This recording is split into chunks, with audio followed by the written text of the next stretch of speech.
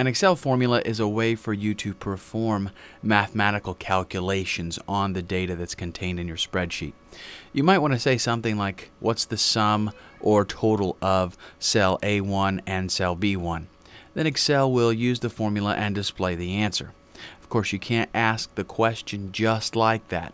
You have to create a formula that asks the question in a way that Excel can understand it. We're going to go ahead and jump into creating a formula, and I'll just explain each different part as we go along. You can see here that my spreadsheet contains some categories and some totals. Now down below I have some additional categories, and what these are is we need to combine some of the data that's in this range and get some totals for down here. For example, I have materials and supplies. Up here I have materials listed separately and supplies listed separately. Well, I want to combine those two. So what I'm going to do is first select the cell that you want the formula in. Then we'll go ahead and press the equal sign, and the equal sign tells Excel that we are starting a formula. So anytime you're typing a formula, you have to start it with the equal sign. Now, since I'm going to be adding some cells together, I'm going to use a function called sum. So the next thing that I want to put is sum. And now what do we sum, or what are we going to total? How do we tell Excel what specific cells we want to use this function on? Well, the first thing with most functions is we need to have an opening parenthesis. And you'll notice that when I do that, all of a sudden this tooltip pops down here, and it's used to remind me of what the arguments or parameters are that are going to be sent to that function. A parameter is a part of a function that you want the function to behave or act upon. So in this function it's called sum, and what sum does is add one or more cells together to give you a total of those cells.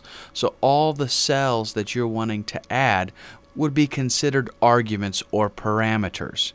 So the first cell that we want to add is cell C3.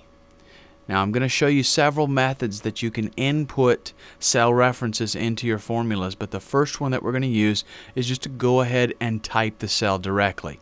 So I'll do C3,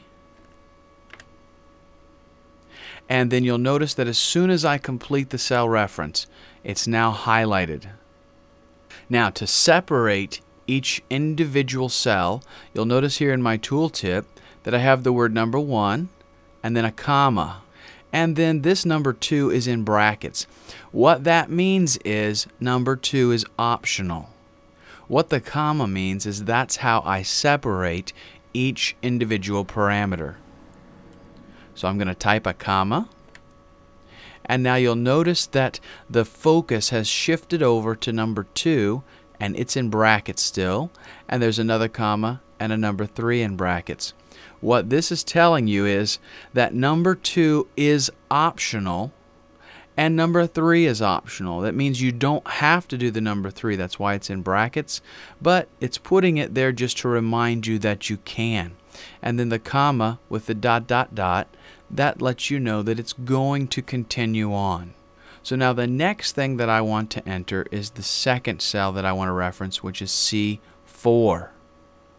Now, since my cursor is in the position to directly type that number, watch this, I can click on it. The dash selection goes around the box, and it has entered the cell reference into my formula for me. Now, since these are the only 2 cells that I want to get the total on, I can use a closing parenthesis in order to tell Excel that I'm done with that function. Okay, so now my tooltip disappears. I've completed my function, and as soon as I hit enter, what's going to happen is the sum function is going to run on those 2 cells, and it's going to add their total together and display it in this box. Okay, so what has occurred is cell C3 and C4 have been sent to the sum function, and the sum function totals cells that are sent to it. So now I have a total of those 2 cells. And if we click back in C11, you'll notice that the formula is displayed in the formula bar, but the actual result of the formula is displayed in the cell. And a result is what the formula or function returns.